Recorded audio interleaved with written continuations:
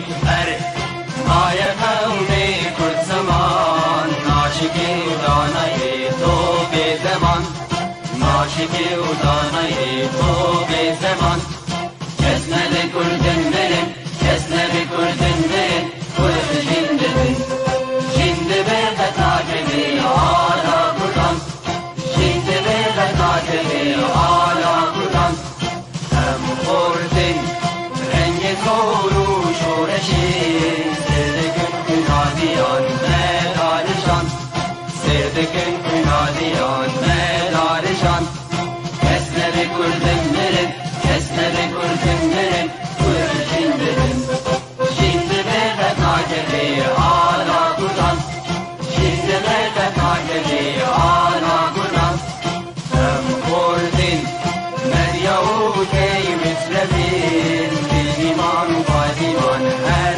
اجتمان دینیمان و قادیمان کرد و کردستان کس نبی کردن برن کس نبی کردن برن کرد جندبن جندبه قطاکبی آلا کردن جندبه قطاکبی آلا کردن لاوی کرد را بوی سرفی و شیران بابقی نشین بکن تاجی جیهان بابقی نشین بکن تاجی جیهان کس نبی کردن برن کس نبی کردن برن کرد جندبن جندبه قطاکبی آلا کردن جندبه قطاکبی آلا کردن خوردنون که حاضر و آمادنه جان فدانه جان فدا هر جان فدا جان فدانه جان فدا هر جان فدا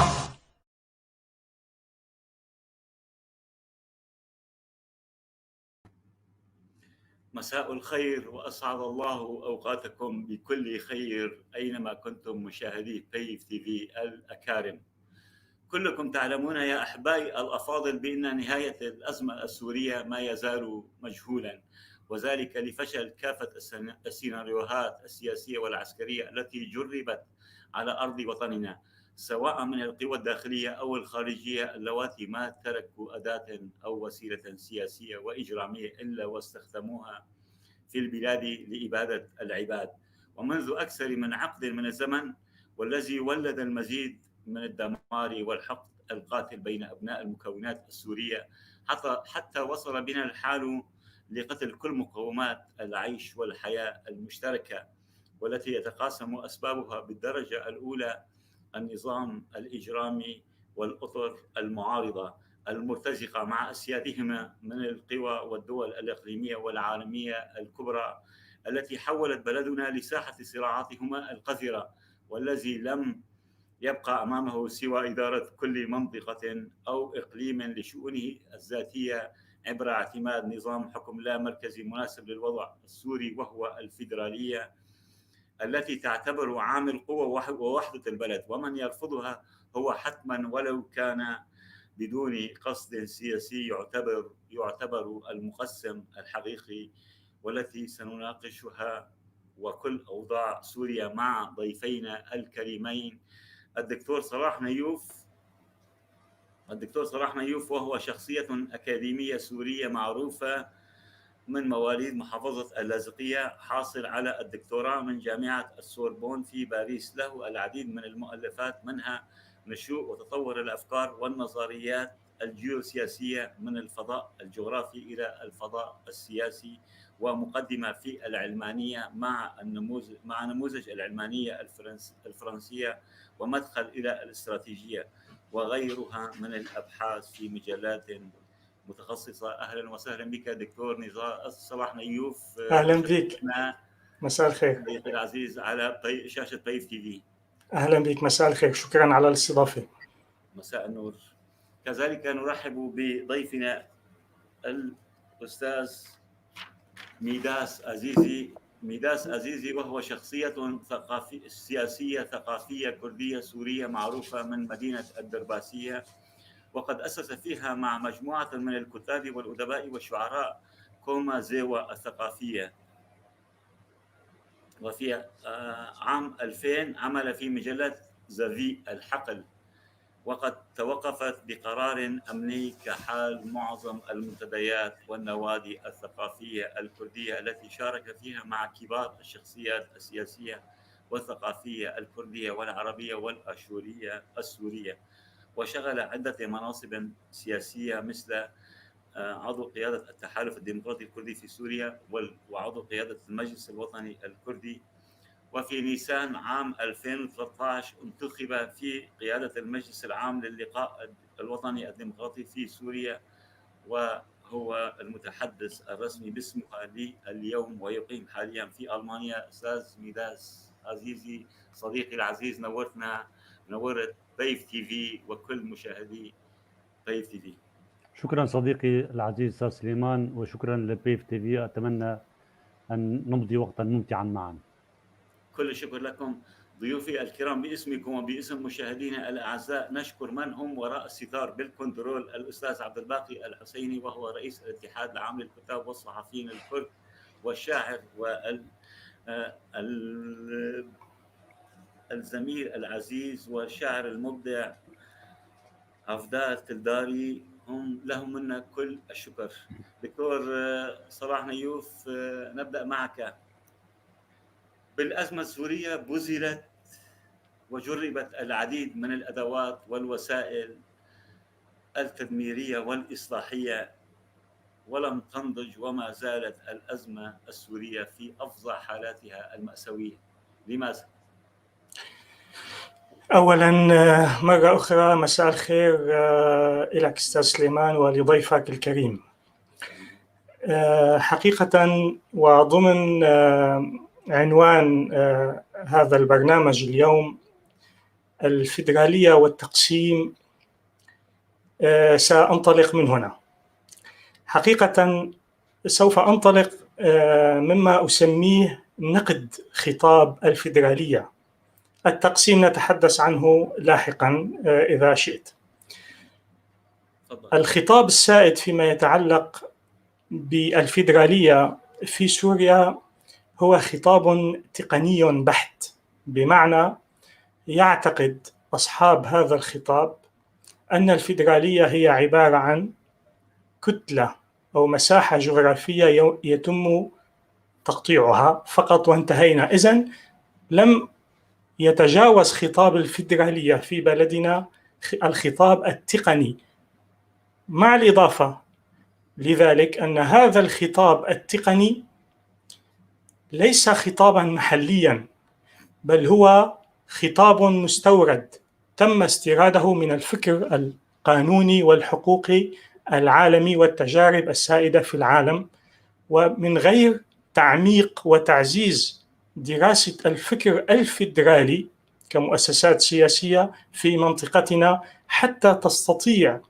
أن تتناسب أو تتوافق مع الثقافات السائدة في المنطقة ضمن أجواء من الصراع كانت سائدة في مناطق أخرى من العالم واليوم انتهت، إلا في منطقتنا ما زال هذا الصراع يقوم على مبادئ تقليدية جدا: العرق والدين والقومية والطائفة. طبعا هذه الفكرة الأولى. الفكرة الثانية، أي خطاب يتعلق بالفيدرالية من وجهة نظري، خطاب محلي أقصد، يجب أن يطرح 3 أسئلة.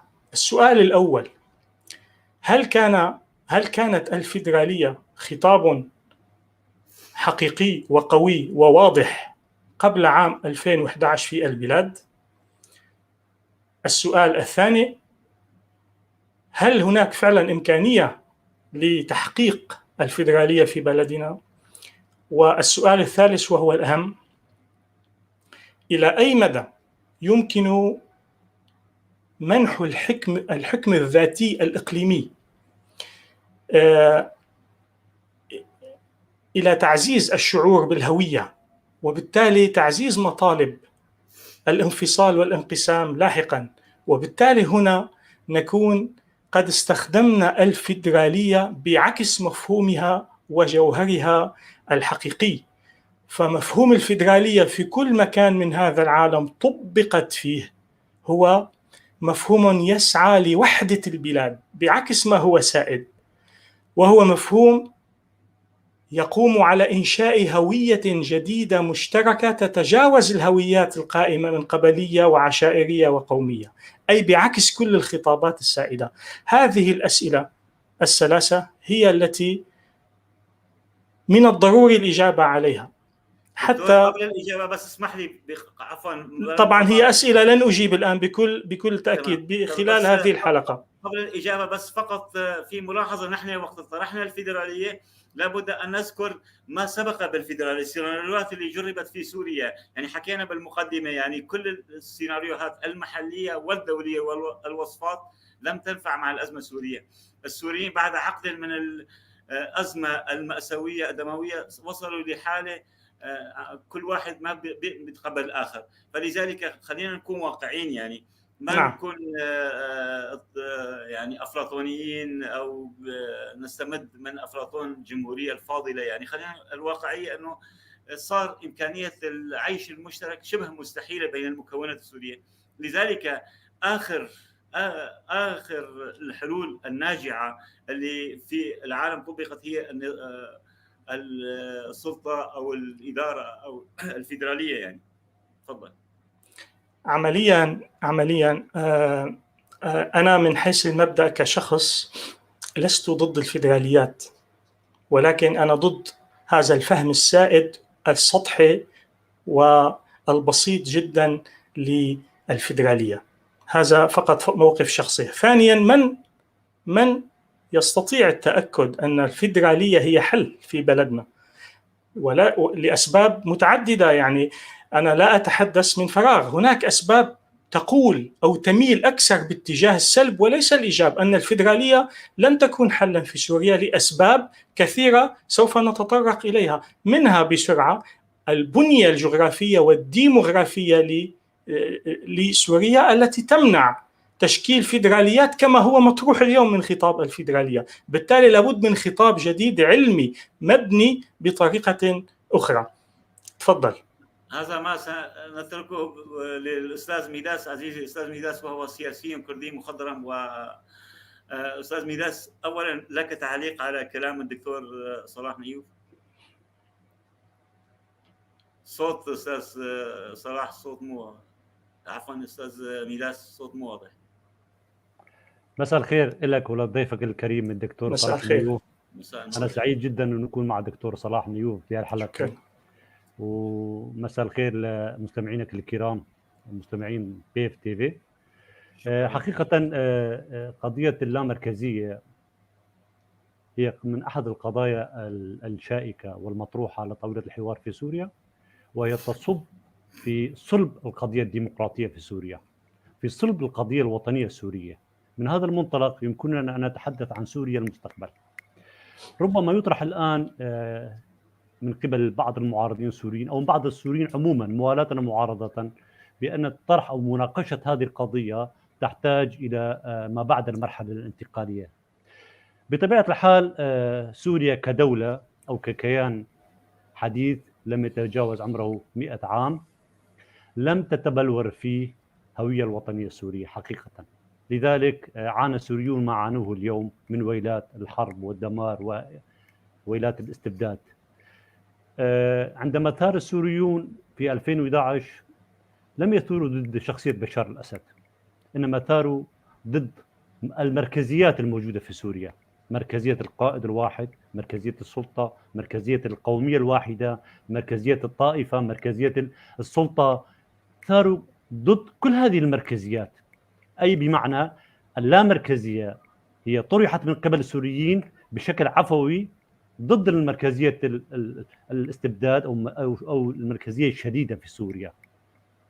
من هنا لابد من أن أعرج على نقطة ذات أهمية حقيقة كما طرح الدكتور صلاح نيوف في حديثه عن موضوع الفيدرالية وارتباطها ببعض الخطابات السياسية المطروحة الآن على الساحة السياسية السورية.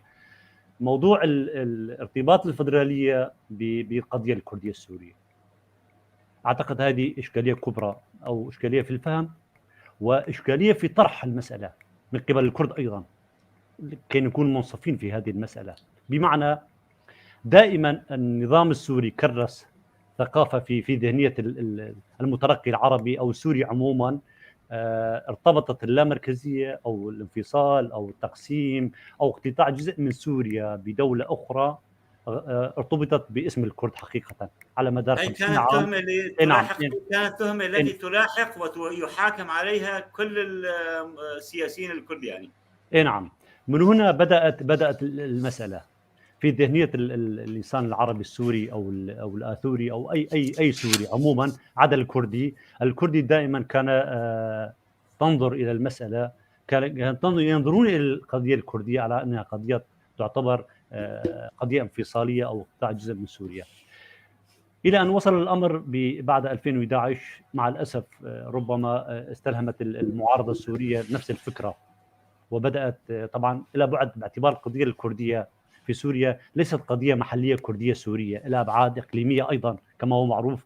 وجود الكرد في تركيا، في العراق، في إيران، لها أبعاد إقليمية، واستغلت هذه الأبعاد من قبل دول الجوار أيضا، وتم التلاعب بهذه القضية. وبطبيعة الحال المعارضة السورية عموما لم تكن صاحبة قرارها، وبالتالي تم تدجين هذه المسألة وفق مسائل إيديولوجية. وأثناء طرح الموضوع الفدرالية في 2011 من قبل المجلس الوطني الكردي تم استثمارها بمسار آخر.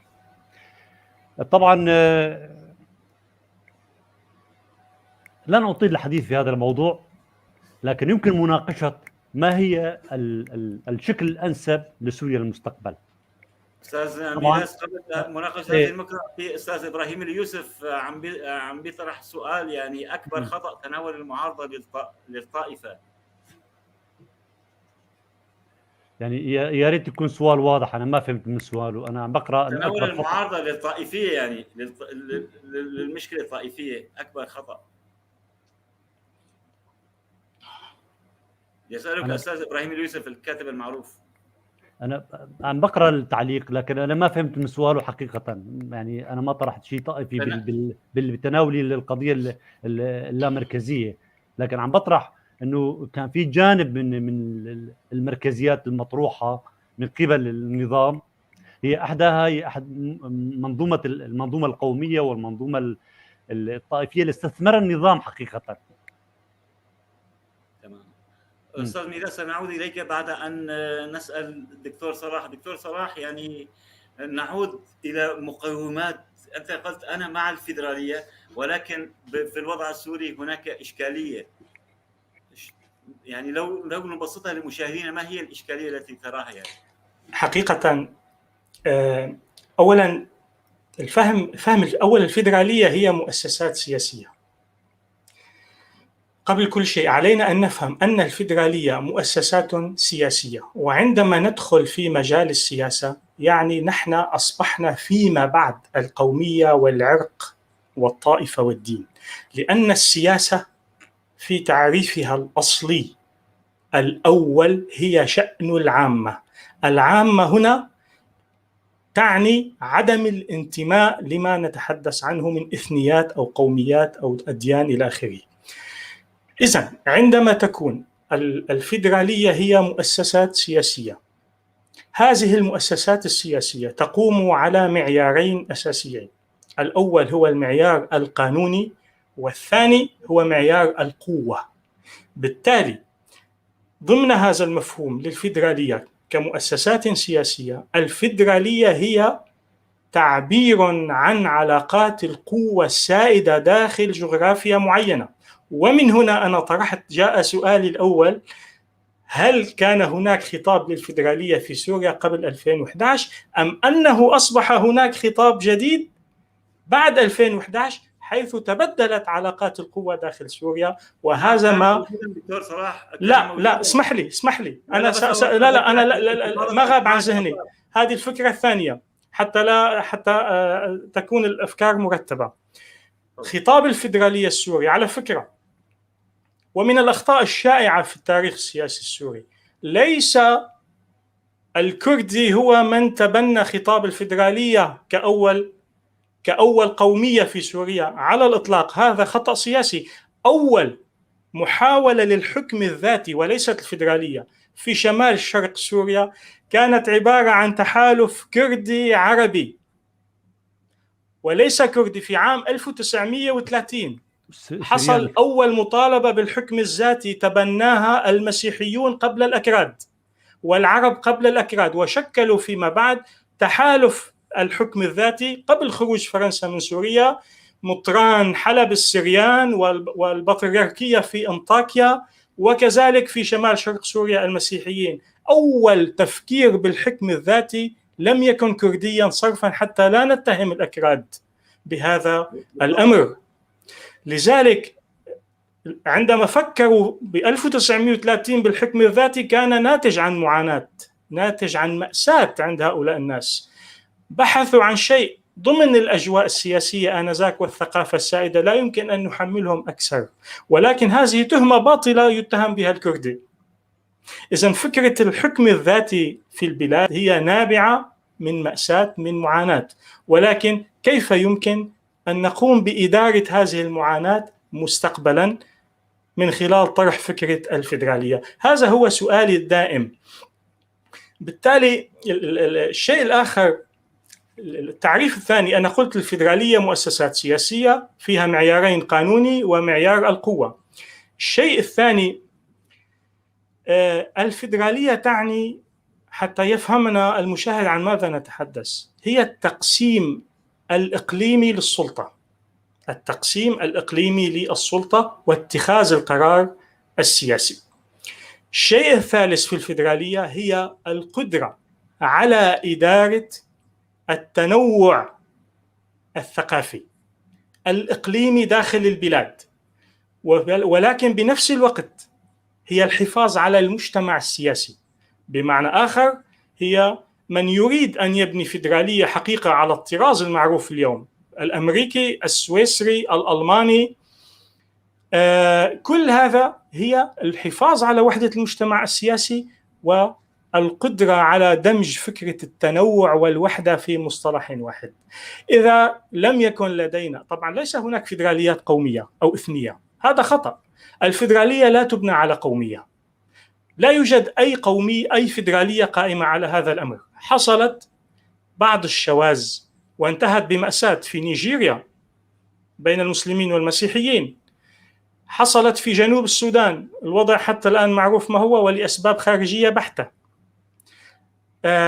إذن أنا في رأيي لابد من فهم معنى الفيدرالية أولا قبل الغوص فيها.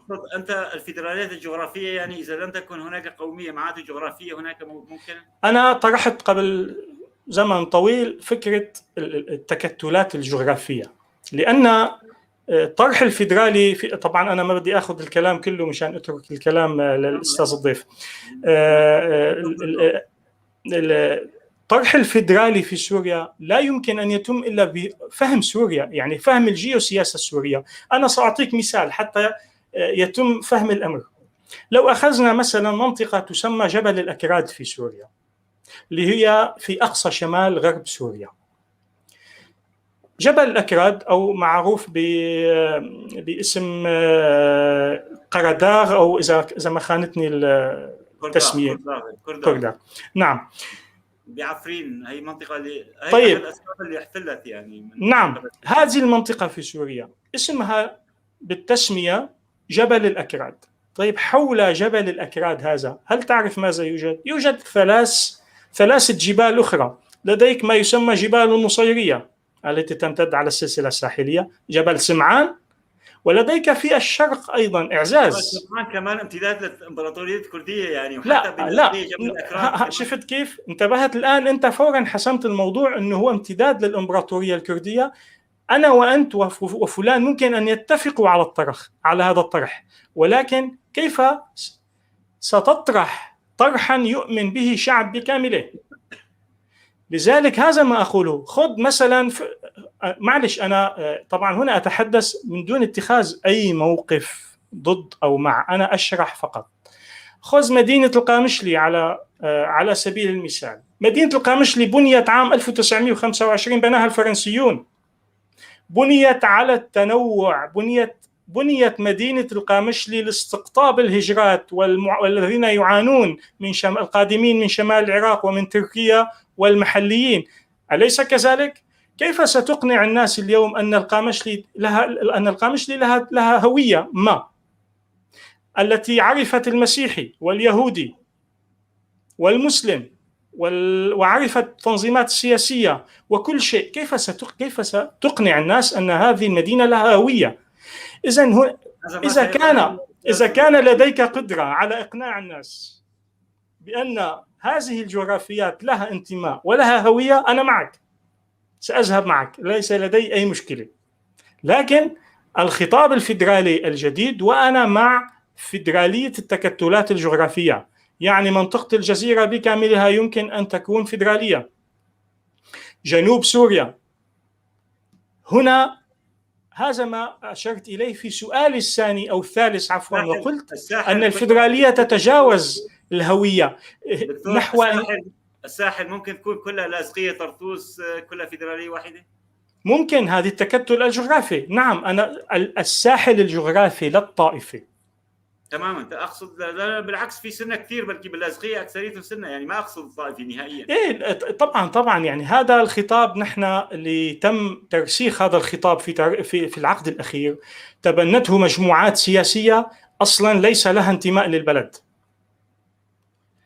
إذا أنا لا أريد أن أشتم عفوا أن أنتقد أحدا بدرجة حادة، لكن الخطاب لا ينتمي إلى سوريا ولا يعرف تاريخ سوريا. نحن في سوريا نختلف كرديا عن الدول المجاورة. سوريا عرفت 4 رؤساء أكراد: محمد علي العابد، الزعيم فوزي السلو، أديب الشيشكلي، هذول كانوا رؤساء.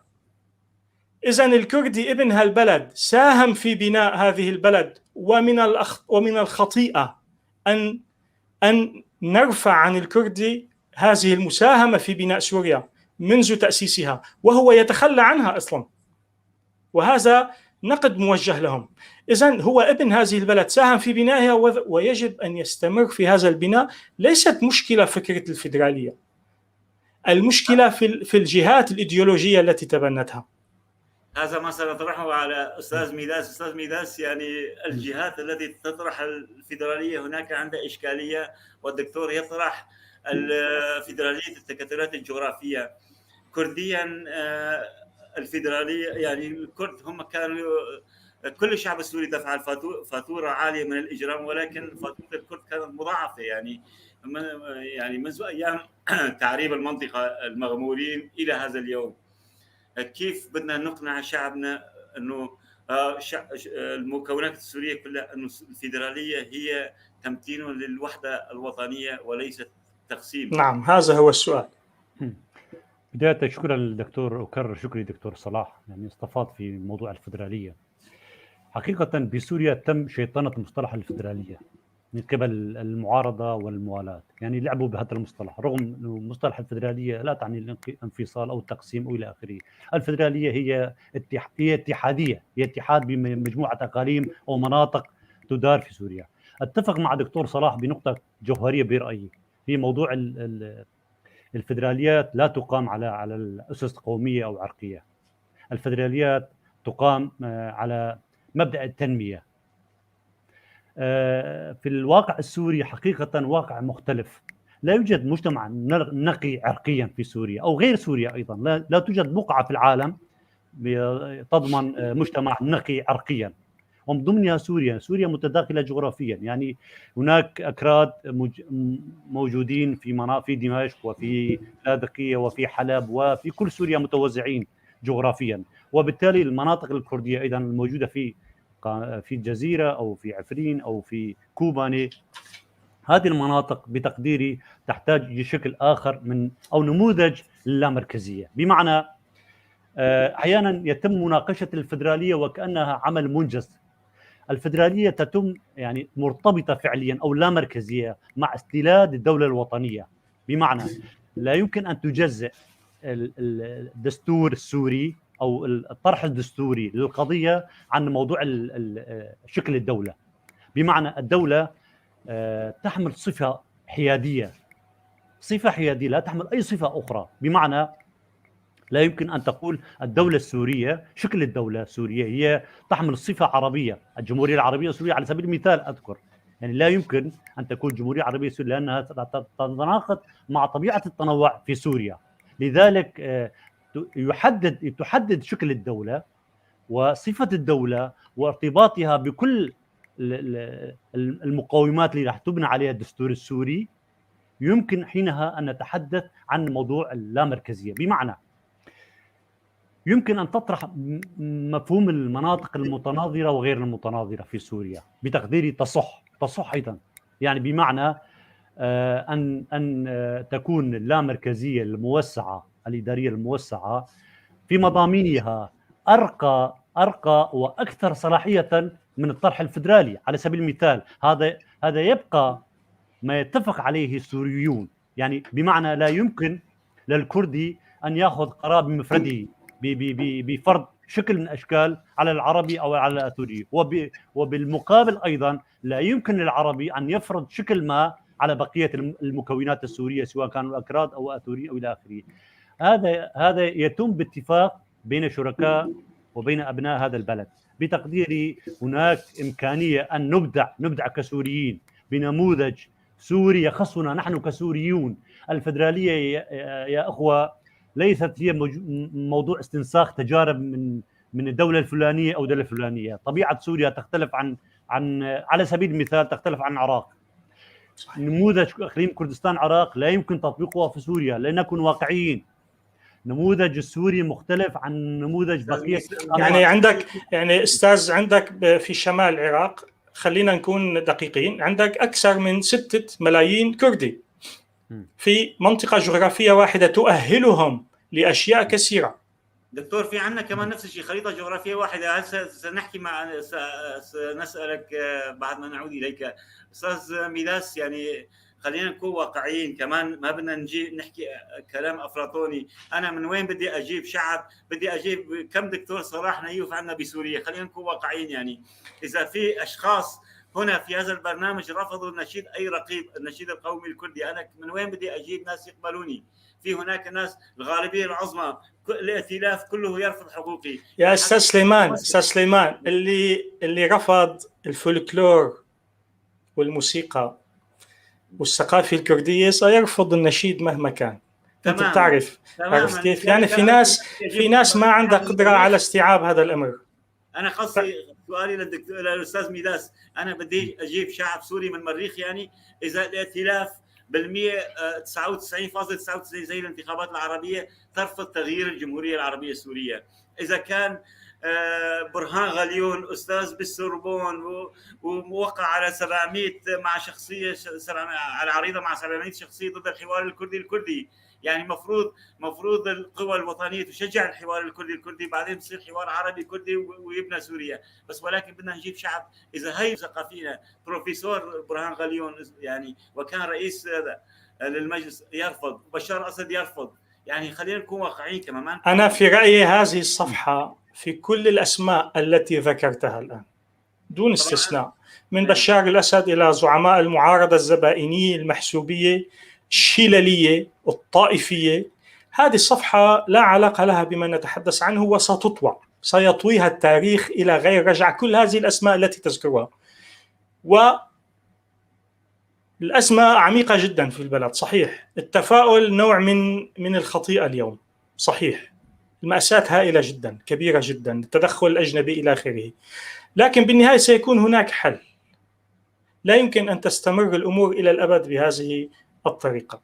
هنا في المناسبة فقط حتى لا أنسى، بين اللامركزية والفيدرالية، اللامركزية موجودة في سوريا طبعا بطريقة مشوهة، لكن هنا في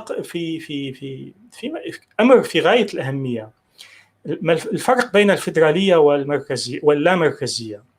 الفيدرالية موجه لك الأخ أستاذ عمر بافيلافا بيقول هناك يعني المصطلحات مهمة للأكاديمي إقليم كردستان وليس شمال العراق. وذكرني مرة كنت حتى مع إياد علاوي، أنا صارت مشكلة مع إياد علاوي قال شمال العراق، أنا بالشمال وقلت له لا في كردستان. فأحيانا المصطلح جدا مهم يعني.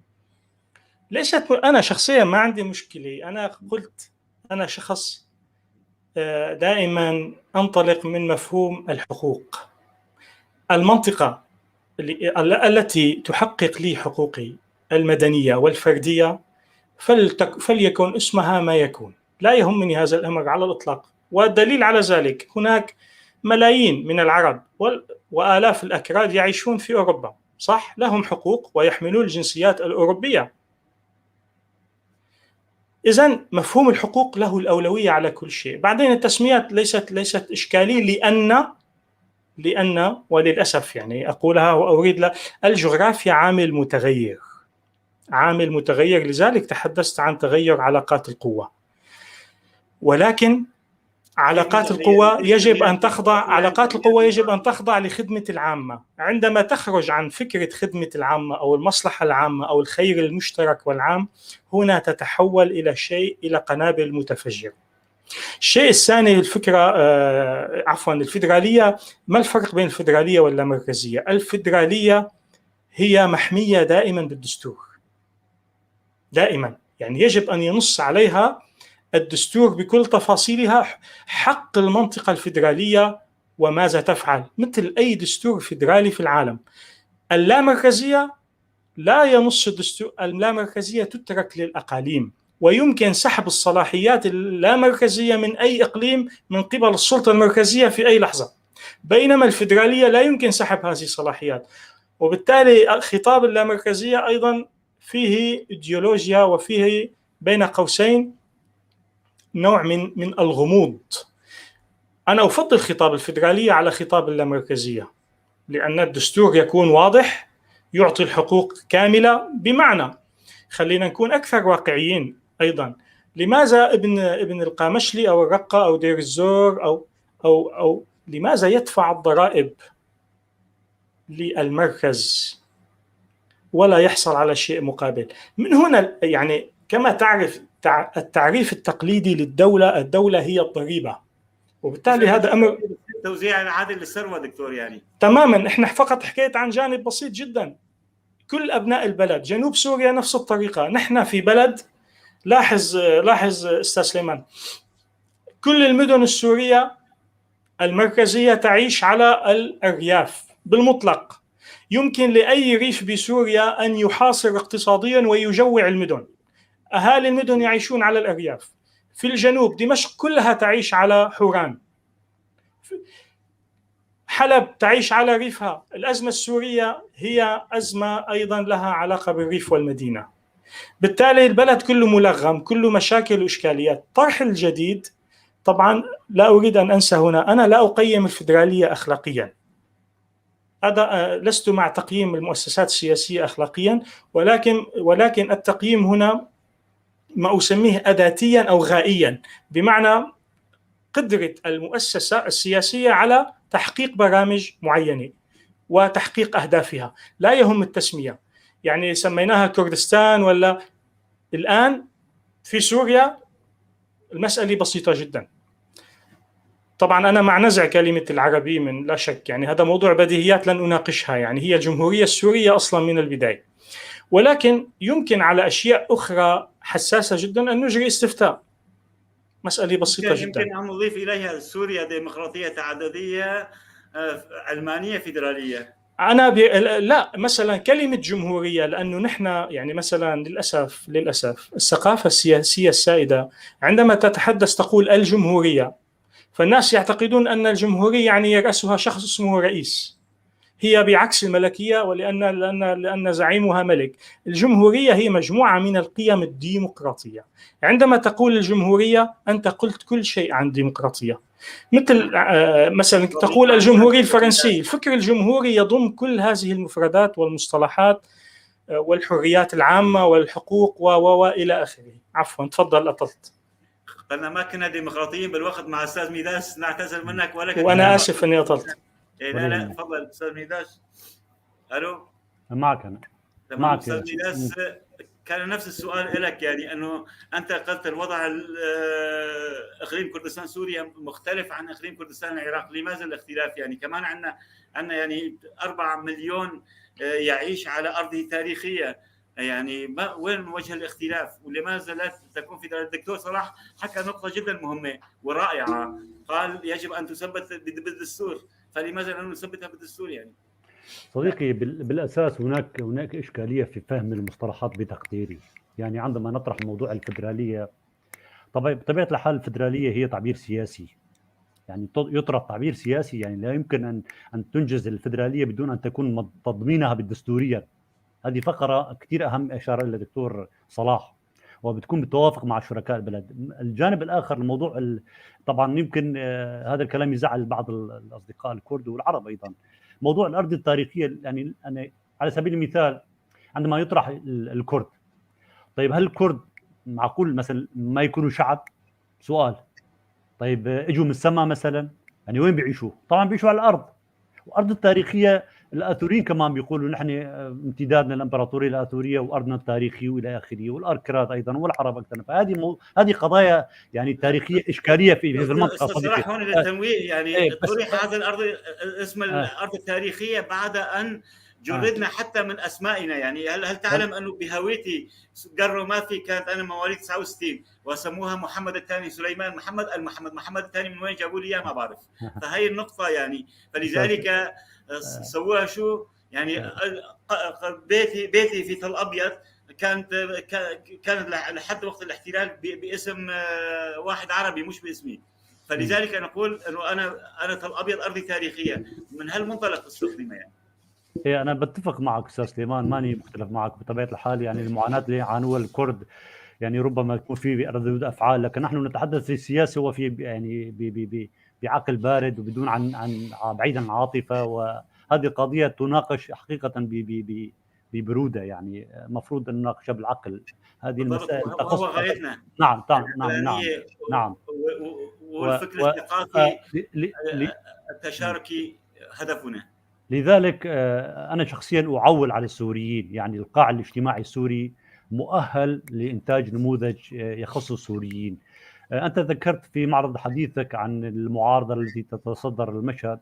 لا أختلف معك، يعني هذه المعارضة هي استنساخ للنموذج النظام القائم، يعني ليس بعيد عنها. لذلك لا يعول. نحن في سوريا يعني عانينا الكثير، لم تنضج أو لم تتبلور الهوية الوطنية في سوريا حقيقة. ما زلنا كلنا نتخندق خلف قومياتنا وطوائفنا ومذاهبنا والى اخره كلما دخلنا في محك ما. لذلك انا بتقديري هناك امكانيه، والنموذج الذي اراه شخصيا، وهذا الطرح يعني مطروح من قبل الكتله التي انتمي اليها اللقاء الوطني الديمقراطي، هي نموذج اللامركزيه الاداريه الموسعه. بتقديري ربما اذا استطعنا ان نتحاور كسوريين ان نصل الى نموذج.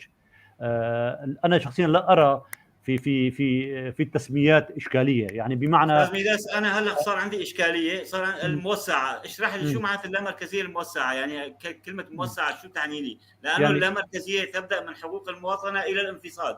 فخلينا نكون واقعيين يعني. اللامركزيه لا تعني الانفصال صديقي، قطعا لا تعني الانفصال. اللامركزيه هي يعني كل الحقوق موجوده، يعني فيدراليه كونفدراليه ضمنها. انت تتحدث عن حق تقرير المصير صديقي، انت تتحدث عن تقرير المصير، وانا اتحدث عن اللامركزيه. فرق شاسع بين المصطلحين يعني حقيقه. اتفق معك، حق تقرير المصير يبدا من المواطنه وينتهي بالاستقلال والى اخره. انا اتحدث عن اللامركزيه. اللامركزيه هي عمليه توليد انواع اداريه سياسيه جغرافيه كل معك صديقي، معك. انا معك في عندك المناطق المتناظره ومناطق غير متناظره يمكن ان تطبق في سوريا، هذا كنموذج. عندك المناطق اللامركزيه الاداريه على سبيل المثال الطرح النظام اللي طرحه، وطبعا هذا الطرح ما مطبق فعليا على ارض سوريا، على سوريا. عندك الشكل الفدرالي اللي عم بيطرحوها المجلس الوطني الكردي، وعندك حتى اهل درعا في الآونة الأخيرة بدأوا يطرحون شكل من شكل الإدارة اللامركزية. لكن بتقديري هناك إمكانية، ولأجل ذلك طلبوا تدخل قوات أممية في درعا. قال يجب أن تكون هناك إدارة لحالة بعد الأحداث الأخيرة يعني. نعم صديقي، نعم أتفق معك. يعني الشعب السوري عموما توصل إلى قناعة كما ذكرت في بداية حديثي، عندما ثاروا على هذا النظام ثاروا لأن هناك مركزيات مركبة موجودة في سوريا: مركزية الفرد، مركزية السلطة، مركزية الحزب، مركزية القومية. سوريين بدون وعي أو بوعي أو بدون وعي ثاروا على كل هذه المركزيات. لذلك بتقديري الآن الفرصة مواتية للسوريين للحوار بينهم للوصول إلى نموذج يلبي طموحات كل السوريين. هناك فقرة من الأهمية أنت طرحتها أستاذ سليمان بموضوع الغبن الكردي، ويعني بموضوع بمعنى لم يعد موضوع الثقة بين المكونات السورية. هذا موضوع كثير من الأهمية. أنا كيف بدي أسخ ووقت ذكرت لك تماما سآتي إلى هذه الفقرة وهي من الأهمية حقيقة. في كردستان العراق، إقليم كردستان العراق، عندما جرى وضع الدستور طبعا كانت هناك مادة دستورية اسمها مادة 140 هي لتطبيع الأوضاع في كركوك، وبعدها القيام بالاستفتاء. مع الأسف تم التنصل من المركز من بغداد لهذه الفقرة، وما زالت هي فقرة إشكالية. إذا الموضوع لم يعد موضوع دستور، أيضا موضوع هو ضمانات تحتاج إلى ما فوق الدستورية حقيقة، وهذه تجربة أمام أعيننا وما زالت هي قضية إشكالية، وهي قابلة للانفجار في أي وقت بين الإقليم كردستان وبين المركز بغداد. فهذه إشكالية حقيقة. لذلك أنا أرى الحوار بين السوريين، هناك إمكانية لإنتاج نموذج تخصص الكرد السوريين. في بداية تأسيس المجلس الوطني الكردي عندما جرت أول مقابلة حسب ما سمعت من بعض الأصدقاء بين قيادة المجلس والرئيس مسعود البرزاني، فسألهم سؤال طبعا الرجل أبدأ تأييده لأي مطلب كردي سوري أيا كان هذا المطلب سيؤيده سيدعمه، لكن سأله ما هو مطلبكم؟ فقالوا له نحن نطالب بالفدرالية. فابتسم. هل استشرتم شركائكم الآثوريين السريان؟ هل استشرتم شركائكم العرب؟ هل تناقشتم معهم؟ هل تحاورتم معهم؟ بتقديري يعني طرح الرجل يعني واقعي ومنطقي. لذلك أقول مرة أخرى نحن كسوريون نحتاج إلى أن نبدع نموذج يخصنا كسوريين. طبيعة سوريا المتداخلة، يعني عندك مليون كردي أو أكثر في دمشق، عندك جبل الأكراد في اللاذقية، يعني المناطق متداخلة. لذلك هناك من المفروض أن تكون كل هالقضايا يعني مرتبطة مع بعضها دستوريا قانونيا وسياسيا واجتماعيا. سأذكر مثال. ككردي سوري ربما يتلائم ثقافتي الراهنة مع الشاوي في الرقة على سبيل المثال أكثر ما تتلائم مع ابن الساحل على سبيل المثال. يعني مثل ما ذكر الدكتور صلاح، يمكن تكون إقليم الجزيرة الآن أو منطقة دير الزور والرقة والحسكة، المكونات الموجودة في هذه المنطقة التنوع أخذ تابع يعني بمعنى حالة التزاوج، العلاقات، طبيعة العلاقات الاجتماعية بين كل أهل المنطقة تختلف نوعا ما، لن أقول جذريا، عن باقي المناطق. على سبيل المثال عن دمشق أو عن صحيح. عن أهل الساحل. صحيح. أهل الساحل أيضا لديهم علاقات اجتماعية، هي ثقافات مختلفة. نعم مختلفة. نعم. فهذا التنوع باعتقادي يمكن أن نبني فدراليات، سميها ما شئت أخي، سميها فدرالية لا مركزية، المناطق المتناظرة، أيا كانت هذه التسمية، لكن على أن تكون مبنية على التنوع، على المبدأ التنمية. تماما. بتقديري يعني لا يمكن أن تكون هناك فدرالية عربية على سبيل المثال، مستحيل. هذا يقودني إلى سؤال للدكتور صلاح. دكتور صلاح، أنت أكاديمي وشخصية بارزة وشخصية جل الاحترام لك. دكتور تربوي، خلينا نكون واقعي. كلامكم يعني أحس فيها ما بعرف شيء فيها من النغمات الرومانسية غير واقعية. يعني السياسة والرومانسية لا يلتقي يعني أحيانا كثيرا. لا أستاذ سليمان بس أول سؤالي دكتور أنا وياك بالنهاية بدنا نوصل يعني نؤمن بإنسانية الإنسان، إنسانية فوق كل شيء. يعني الوطن الذي لا يحترم مقومات كرامة الإنسانية ليس بوطني شو ما كان. هذا متفقين. هذا النقطة جدا مهمة. إذا يعني على ما تقدم بناء على كلامكم، هل فعلا يعني وصلت أنا لقناعة أنه كل سوريا بكل مكوناتها بحاجة إلى إعادة بناء الإنسان قبل الوطن؟ هل ذلك ما فهمتم؟ أنا باختصار شديد طبعا حتى أبقى داخل الموضوع، لا يمكن أن نخفي أبدا الجاذبية الكبيرة التي تتمتع بها الفيدرالية. أثبتت فعاليتها في الكثير من الصراعات الأهلية والحروب دون شك، في الولايات المتحدة، في كندا، في أستراليا، في ألمانيا، يعني كلها كان لها فعالية كبيرة الفيدرالية في حل الكثير من النزاعات. الموضوع ليس رومانسي على الإطلاق، وإنما هو الإيمان بحق الآخر من دون شروط. هذا أولا، يعني أنا أن أؤمن بأنه أنت عندك حق نفس حقي تماما من دون أن أطرح أي سؤال آخر. من أنت؟ أنا أعطيك حقوقك قبل أن أسأل من أنت، حقوق كاملة. الشيء اللي في سوريا الحقيقة، وكما تعرفون التجربة في العقد الأخير أعطت صورة سيئة لفكرة الفيدرالية، ما جرى في الحكم الذاتي أو الإدارة الذاتية.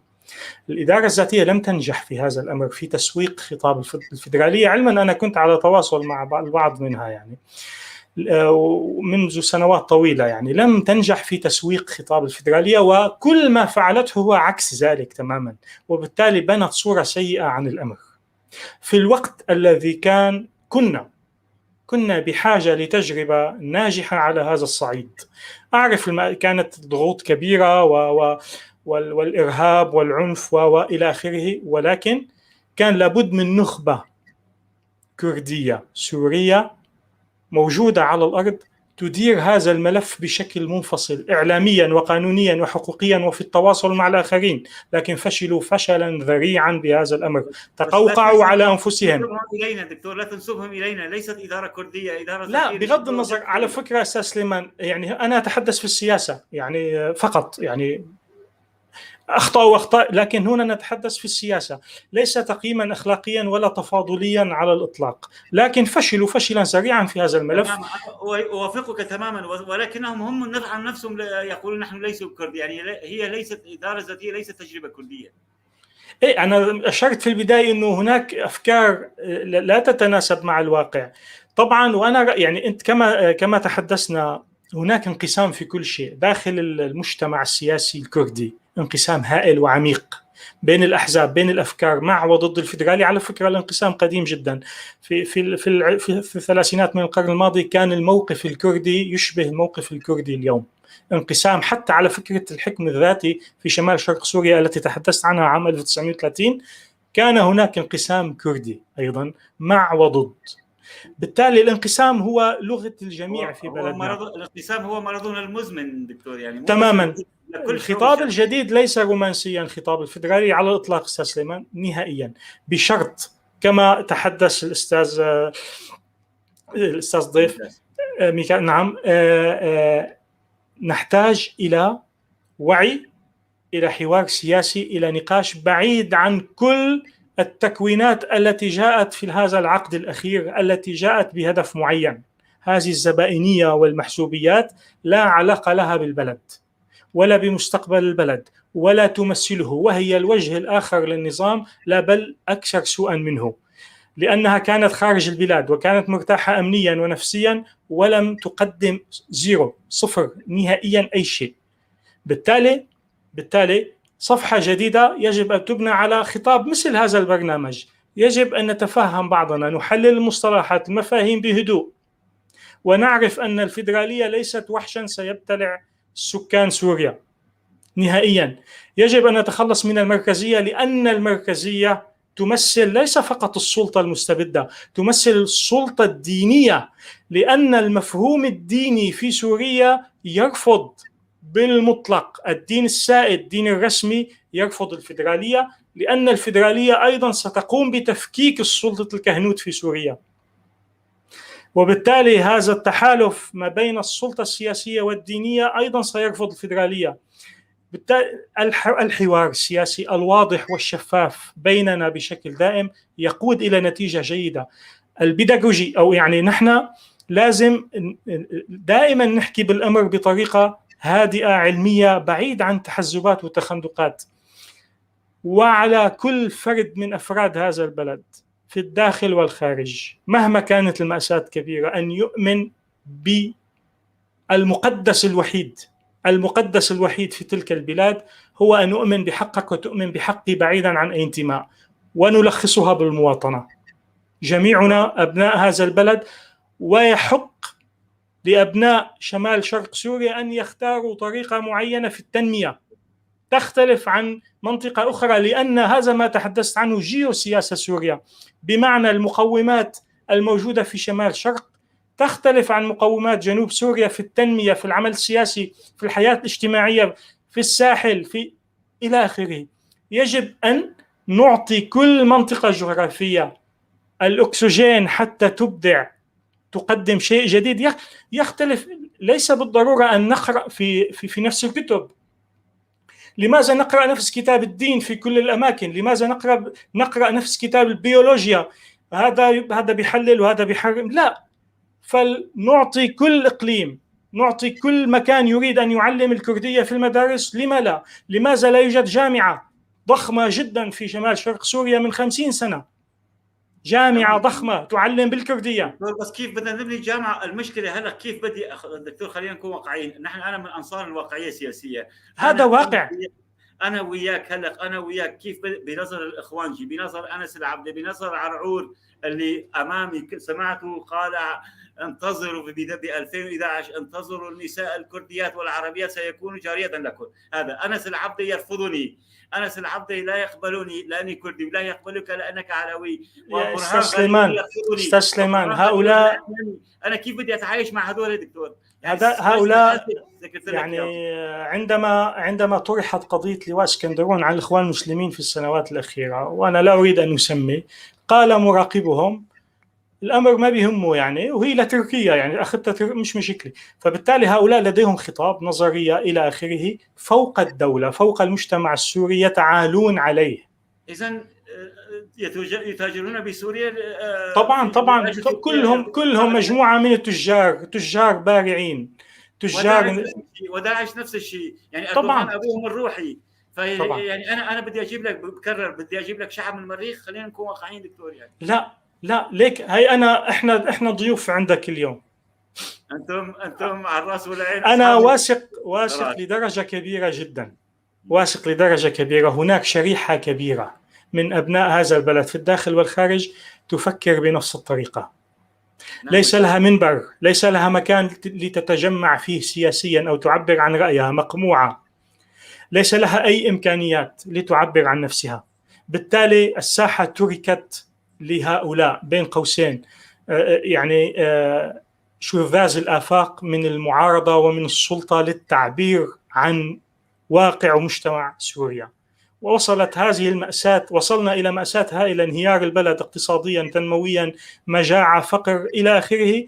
السبب هو السلطة والمعارضة فقط، وشريحة كبيرة لا تشارك، لا تقول رأيها، أو كما يقال في المصرية يعني حزب الكنبة، ساكت، لأنه ربما ليس لديه أي إمكانية. ما سنسأل الأستاذ ميداس، لماذا هذه الشريحة أو كما يسميها البعض بالغالبية الصامتة، صامتة عن ما يجري في سوريا، صامتة عن ما يجري مع المعارضات، مع الأطر المعارضة؟ في هناك شخصيات معارضة لها كل الاحترام، نحترمها جدا، ولكن لا حول لها، يعني لا ولا حول ولا قوة لها، شخصيات نعتز بها جدا يعني، ولكن هؤلاء الشخصيات ليس لهم دور نهائيا. لماذا أستاذ ميداس؟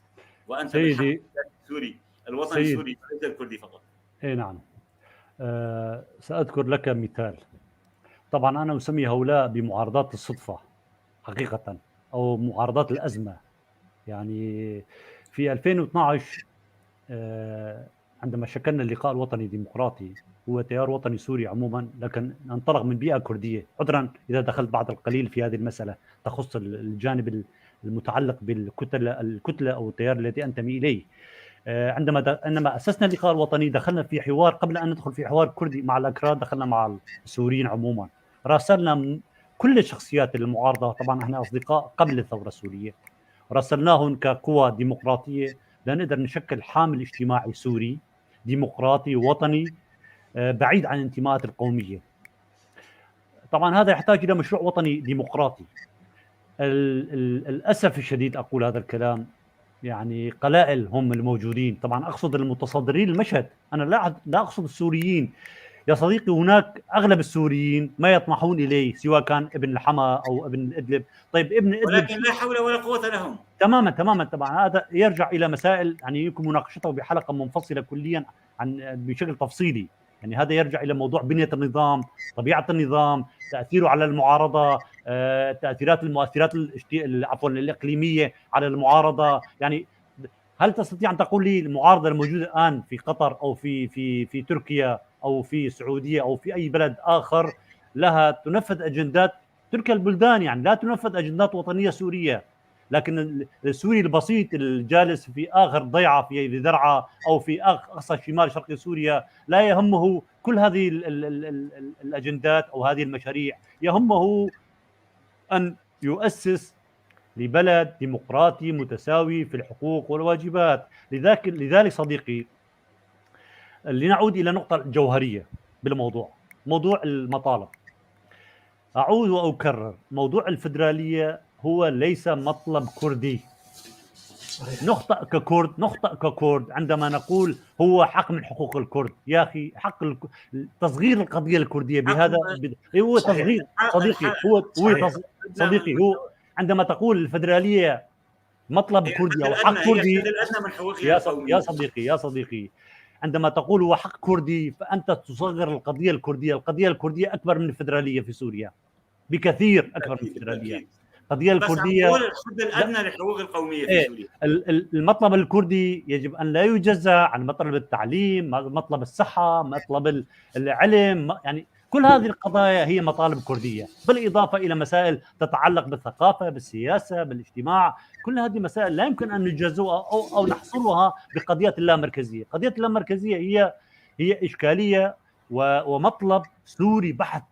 ابن درعا الآن يطالب ويرفع الصوت، ويا أخي يطالب باللامركزية، يطالب بالفدرالية، يطالب بأي شكل من الأشكال يخرج من دائرة المركزية الاستبدادية الشكل الشديدة. يعني حقيقة في سوريا خرجنا بدأنا بمركزية المافيات بسوريا، دعنا نسميه إذا صح التعبير. يعني صحيح. بتقديري نعود إلى موضوع اللامركزيات. هذا لا يتم إلا من خلال حوار هادئ بين السوريين. طبعا اتفق معك استاذ سليمان بموضوع المتصدرين المشهد، وانا لا اعول ولا السوريين يعولون على هؤلاء، ومستقبل سوريا غير مرتبط بهذه الجماعات التي تتحدث عنها وهؤلاء الشوفينيين والعنصريين. ولذلك سوريا تملك العشرات من الامكانات. يعني لا اريد ان اذكر الاسامي، هناك شخصيات الان لم تتلوث أيديها لا بالمال السياسي ولا بالفساد ولا بالقتل ولا بالدم السوري.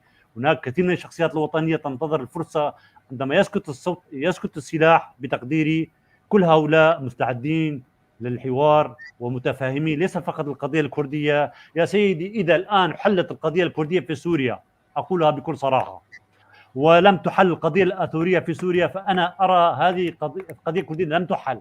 صحيح. عندما لا تحل القضية الديمقراطية في سوريا، ما يعني بعض الأكراد على سبيل المثال عندما يطرحون أخي يحل القضية الكردية، أو مثلا بعض يحاول أخي لأنه يحاور النظام السوري على سبيل المثال. طيب يا أخي، كيف راح تحاور النظام السوري نظام استبدادي إذا قال لك أخي هاي كل حقوق الكردية؟ الحقوق الكردية لا يستطيع النظام الاستبدادي أن يعطيها للكرد. الحقوق الكردية لا تأتي إلا في إطار دولة ديمقراطية وطنية، بيئة ملائمة لأن تتعايش وتستولد الهوية الوطنية. لا يمكن أن تعيش في ظل الاستبداد. بمعنى كل هذه القضايا متشابكة. الآن إذا قلنا أسسنا لنظام أو دولة الفدرالية على سبيل المثال، هي مرتبطة بطبيعة النظام السياسي أيضا، هي مرتبطة بطبيعة العلاقة سوريا مع المحيط، شكل السوري، شكل العلاقة مع المحيط المجاور. هي بالأساس ترتكز على ركائز دستورية قانونية بحتة. لذلك القضية كلها متكاملة، لا يمكن أن تجزأ، وهذا لن يتم إلا من خلال حوار بين كل السوريين. وأعود وأكرر، النموذج الأصح هو النموذج الذي نبدع فيه كسوريين. وكما تفضل الدكتور صلاح في بداية حديثه عن نموذج 1930 عندما دعا الكرد والسريان والعرب في الجزيرة السورية لتأسيس حكم ذاتي، شكل من الأشكال اللي طرحوه ببداية الثلاثينات. فبتقديري في هناك إمكانية للتحاور، ولا يمكن تماما. أستاذ ميداس، دكتور صلاح، نحن غايتنا بالاتحاد العام الاتحاد العام للكتاب والصحفيين الكل في سوريا ليس غايتنا بس قناة إعلامية، إنما حوار حقيقي ثقافي وطني إنساني حقيقي بين كل المكونات السورية. شاشة بيف تي في ليس إلا جزء من هدفنا وسيكون لنا إن شاء الله قريبا في أربيل حوار ثقافي بين كل المكونات السورية. هذا ما وعدنا فيه، إن شاء الله قريبا نلتقي في أربيل ونكون نعمل حوار جدا وجها لوجه بيكون أفضل. دكتور صلاح، سؤالي ما قبل الأخير، هناك بعد الهزيمة الأمريكية في أفغانستان أو الانسحاب الأمريكي، أنا أعتبرها شخصيا هزيمة يعني، في أفغانستان هناك من طرح من السياسيين العالميين والأفغان أنه في سبيل عدم وقوع صراع ما بين الطالبان وحكمتيار يجب أن يكون هناك نظام فيدرالي في أفغانستان يطالب فيدرالي. هل ترى هناك تشابه بين بالحالة الأفغانية والسورية، حتى بالتدخلات الدولية، حتى بالانسحاب الأمريكي؟ سوريا الآن أصبحت ساحة قذرة للصراعات الدولية يعني، ويتحمل أسبابها النظام والمعارضات معا. طبعا لابد أن نشير إلى أن الفيدراليات التي نجحت في الاستقرار جميعها، التي نجحت في الاستقرار والاستمرار، هي التي استطاعت أن تحقق اقتصادات قوية ودولا غنية. لو عملنا الآن أي حساب لهذه الدول المستقرة، هي دول غنية. التجربة الألمانية على فكرة، يعني ألمانيا مثلا عانت أكثر مما عانته سوريا اليوم وبكثير. يعني ما يحصل اليوم في سوريا ليس إلا نقطة في محيط المأساة الألمانية في تاريخها في آخر قرنين. لذلك فكرة الوحدة الألمانية هي المصطلح والمفهوم الأكثر رسوخا في الفكر السياسي الألماني وفي الهوية الألمانية، لأن ألمانيا عجزت عن تحقيق وحدتها فلجأت في النهاية إلى الفيدرالية. يمكن أن يكون النموذج الألماني في سوريا جيد، يعني مثلا كل إقليم في برلمان، كل إقليم في مجلس وزراء، ولم لا؟ بالنسبة للنماذج الأخرى، طبعا أفغانستان نحن لدينا مطالبات كثيرة في الشرق الأوسط تمتد من الجزائر مرورا بالسودان، في ليبيا مثلا فزان، برقة إلى آخره، بعض المناطق الجزائرية، جنوب السودان. أفغانستان الحقيقة بلد معقد جدا، يعني أكثر مما نعتقد. فالتعقيد الإثني في أفغانستان، على فكرة فقط للإضافة، عدد الطاجيك الموجودين في أفغانستان هم أكثر من عدد الطاجيك الموجودين في طاجيكستان نفسها. تمام. وبالتالي الفرس في أفغانستان، الأوزبك في أفغانستان، البشتون منقسمين على بعضهم. البشتون الذين قدموا قادة الحركة الشيوعية في أفغانستان هم نفسهم قدموا قادة حركة طالبان. بالتالي مجتمع معقد جدا. ممكن الفيدرالية تكون حلا، طبعا عندهم مأساة أنا نسميها بعلم الجيوسياسة، مع وضع كلمة علم بين قوسين، بيسموها الأنكلاف أو الإنكلاف. الأنكلاف يعني هي المنطقة التي البرية البحتة أو ليس لها إطلالة بحرية. هذه الدول في العالم إذا لاحظت موجود منها 2 أو 3 في إفريقيا. أفغانستان موجودة في أمريكا اللاتينية، وكانت سويسرا، وشفنا كيف انتهت سويسرا إلى دولة كمان متعددة اللغات إلى آخره. بالتالي هذه الدول دائما في الجيوسياسة لها طابع مختلف، مأساتها مختلفة، تطورها، صراعاتها كلها مختلفة. سوريا إذا تحدثنا مثلا عن شمال شرق، بعض الإخوة المشاهدين أو المستمعين يعني ما عجبهم استخدام كلمة شمال العراق، عادي، ليست مشكلة. يعني هذه المنطقة، هذا الأنكلاف الكردي اللي هو إقليم كردستان سوريا. لا هنا في المصطلحات حتى نعرف ماذا معنى هذا الكلام. الأنكلاف الكردي اللي هو في هذه المنطقة، هذا قدر الأكراد، قدر الشعب الكردي، بالتالي يخضع لعوامل مختلفة. ممكن لو كان هذا الشعب الكردي في مكان آخر كان حل قضيته. لذلك الجغرافيا يجب أن تفهم بشكل صحيح حتى نستطيع أن نبني عليها تنمية ودول ومجتمع سياسي إلى آخره. فأفغانستان هي ضحية الجغرافيا، ضحية التكوين الأول.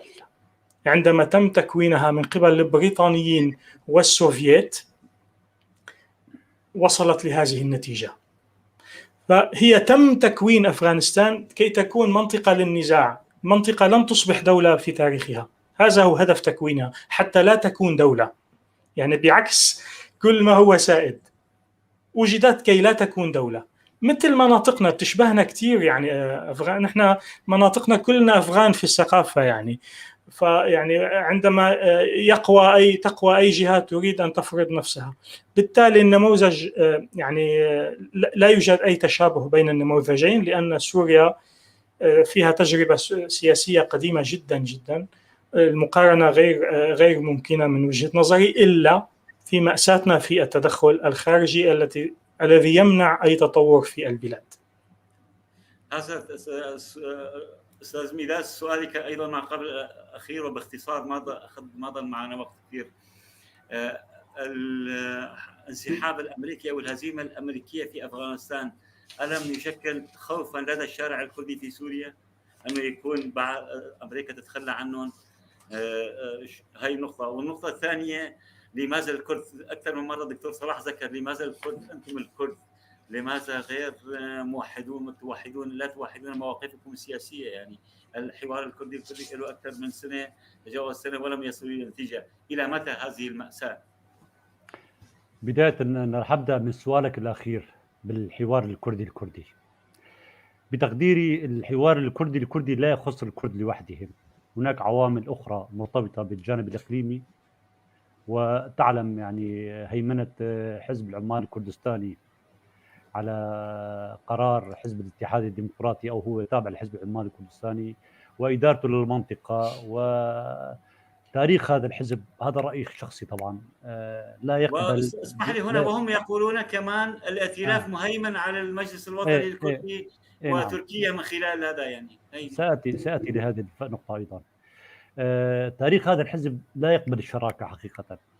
أنا من خلال يعني متابعتي لمسيرة هذا الحزب، حزب العمال الكردستاني لم يقبل يوما من الأيام بشراكة أي طرف سياسي آخر. حتى هيئة الأنظمة المشتركة لا يقبلون الشراكة، يعني بالاسم موجود. يعني نعم. عندك التجربة الكردية في كردستان تركيا. يعني ببداية تأسيس هذا الحزب يعني قام بإقصاء ونفي وتحييد كل القوى السياسية الموجودة على الساحة السياسية في كردستان تركيا وبقائه بشكل منفرد. هذه التجربة بتقديري يتم إسقاطه على الواقع الكردي في سوريا أيضا. هذا الحزب لا يقبل، ربما يراوغ، لكن لا يقبل بشراكة. طبعا في حالة واحدة، أنا هذا رأيي شخصي طبعا، يقبل في حال إذا فرض الأمريكان، إذا كان هناك مصلحة أمريكية في توحيد الكرد أو محاولة الضغط على حزب العمال الكردستاني لسحب كوادره من منطقة شرق فرات، وبالتالي حوار بين الكرد السوريين سواء كان من الاتحاد الديمقراطي أو من بقية القوى السياسية الكردية مثل الوطني الكردي والأطراف الخارج الإطارين، يمكن أن تنجح في هذه الحالة بتقديري. طبعا بموضوع أنت ذكرت نقطة كثير مهمة حقيقة، بموضوع التخوف العربي من الحوار الكردي، وأنا ذكرت أكثر من حوار على وسائل الإعلام هذا الموضوع. العرب السوريين وبقية السوريين من المفروض يكونوا داعمين للحوار الكردي، لأنها مصلحة سورية بالدرجة الأولى. في حال إذا اتفق الكرد في منطقة الجزيرة أو في عموم سوريا، بتقديري رح يصب في إمكانية مناقشة المطالب الكردية بالدرجة الأولى، وبالتالي إمكانية فتح حوار كردي عربي. وهذا كثير مهم بالفترة اللاحقة فيما إذا باختصار حول المخاوف من التجربة الأفغانية، أنه انسحاب الأمريكي سيكون من اقليم كردستان سوريا؟ في السياسة لا يوجد ثابت حقيقة، يعني ربما تنسحب أمريكا وربما تنسحب، هذه تتعلق باستراتيجية إذا أمريكية انسحبت شو عواقبها؟ بتقديري عواقبها معروفة، لا داعي للشرح، يعني عواقبها معروفة. لا، لكن في حال إذا لم تنسحب، وهذا يحمل سلطة إدارة أمن الواقع في شرق الفرات مسؤولية كبيرة أمام المجتمع، سواء كانوا عربا أو أكرادا، لأن أي اجتياح تركي لهذه المنطقة، نحن نعلم ما حصل في عفرين من انتهاكات لحقوق الإنسان، ستحصل في هذه المنطقة أيضا. لذلك يتحملون كامل المسؤولية، وعليهم تقع مسؤولية حماية هذه المنطقة من خلال فتح حوار جدي مع المجلس الوطني الكردي والتوصل الى اتفاق ومع بقيه الاطراف، بالاضافه الافغانيه ما فقدت الثقه بالامريكان والغرب عامه. طبعا هذا يعزز هذه الفرضيه، يعني لا انفي، لكن انا اقول سلطة الأمر الواقع، سلطة الاتحاد الديمقراطي تتحمل كامل المسؤولية، تتحمل ليس فقط تجاه الكرد، أيضا تتحمل حتى بقية المكونات السياسية والاجتماعية والقومية داخل هذه المنطقة، يعني بمعنى تتحمل مسؤولية العرب والآثوريين والكرد وإلى آخره. أي نجاح في مسار الحوار الكردي للكردي، ومن ثم حوار كردي سرياني عربي باتجاه حوار بين كل مكونات المنطقة، ربما تكون مخرج لكل سوريا. وانا مسؤول عن هذا كلامي. هذه المنطقه مؤهله رغم كل تحفظاتنا على ممارسات هذا الطرف، لكن اذا اتخذ هذا المسار التفاوضي الحواري بين كل الفئات المجتمعيه في منطقه الجزيره، ربما بيقول حزب العمال لا كردستاني، يعني جمله جميله، اسم جميل، يعني لا كردستاني مرسوخ لصق يعني، وتضرنا اكثر ما تنفعنا. أشكرك أستاذ ميداس. دكتور صلاح، باختصار نحن وصلنا لنهاية بدقيقة واحدة، آخر كلمة لك أو سؤال كنت تتمنى أن أسألك ولم أسألك. الحقيقة يعني أسئلتك شكرا جزيلا غطت الكثير من العنوان المطروح في الحلقة. أختم بالقول فقط بعجالة بالنسبة للأمريكان في سوريا. الأمريكيون ليس لهم مصالح في سوريا، هذا يجب أن يفهم الجميع، عليه أن يفهم ذلك. ليس للولايات المتحدة مصالح في سوريا. المصالح وجودها كدعم لحليفها التاريخي إسرائيل. الآن إسرائيل أقوى مما كانت بالنسبة للحلفاء، لها حلفاء في كل مكان. بالتالي على الجميع أن يتحضر لهذا الشيء ولمأساة قادمة، إذا كما قال الأستاذ ميداس ويتحذروا من عواقب الرأسمالية المتوحشة. دكتور، طبعا لأنه الرأسمالية لها المنطقة، يعني حلفاء أمريكا في المنطقة اليوم ينهشون في سوريا، يعني الإيراني والتركي هم حلفاء للولايات المتحدة الأمريكية وحلفاء أقوياء يعني. وبالتالي انسحاب الأمريكي يعني انقضاض تركي جديد وإيراني على المناطق شمال شرق سوريا، وبالتالي يجب التحضير لذلك بشكل قوي وواعي جدا. والحل الوحيد هو دائما الشراكة مع أبناء البلد والحوار معهم. وشكرا. آخر كلمة لك يا أستاذ ميداس، سؤال نفس السؤال، يعني سؤال لم كنت تتمنى أن أسألك ولم أسألك. تفضل بدقيقة واحدة. أنا شخصيا متفائل بمستقبل سوريا. أنا ثقتي بالسوريين كبيرة جدا، بكل السوريين عربا وأكرادا وآثوريين وسريان، وأنا متفائل أن نصل مع بعضنا إلى شكل مناسب ندير بها بلدنا سوريا. وفي الختام أشكر قناتكم الكريم، وأشكرك بشكل شخصي أستاذ سليمان على كل الأسئلة المهمة اللي طرحتها، وشكرا للصديق الدكتور صلاح نيوف. شكرا أستاذ ميداس، شكرا. ونحن كمان متفائلين جدا بوجودكم معنا أستاذ ميداس عزيزي، دكتور صلاح نيوف الأكاديمي الذي نورتنا. دكتور، نحتاج إلى حلقات أخرى، ونوعدكم إن شاء الله سنكون في حلقات أخرى مع بعض، ونلتقي قريبا في حوار وطني سوري شامل ثقافي سياسي، نبني سوريا الجديدة الديمقراطية التعددية العلمانية الفيدرالية. أنا دائما أركز على العلمانية والفيدرالية. إذا لم تكن علمانية وفيدرالية بقناعتي ما بعرف وغالبية المكونات السورية تقول سوريا إلى مصير مجهول. أشكركم دكتور جدا شكرا. جدا. ومشاهدي الأعزاء، هناك كان أسئلة كثيرة وتعليقات لم نستطع أن نقرأها جميعا. نعدكم بالمرات القادمة، ونعتذر مع اعتذار كبير لكم. باسمكم جميعا نشكر ضيوفنا الأكاديمي الدكتور صلاح نيوف من فرنسا، والسياسي الكردي المرموق الأستاذ ميلاس عزيزي من ألمانيا. نورتونا مرة أخرى. شكرا. وانتظرونا أنتم مشاهدي بيف تي في ليوم الخميس القادم في حلقة جديدة وضيوف جدد وعنوان جديد، ولنعمل معا على بناء سوريا ديمقراطية تعددية علمانية فيدرالية. دمتم برعاية الله. شكرا.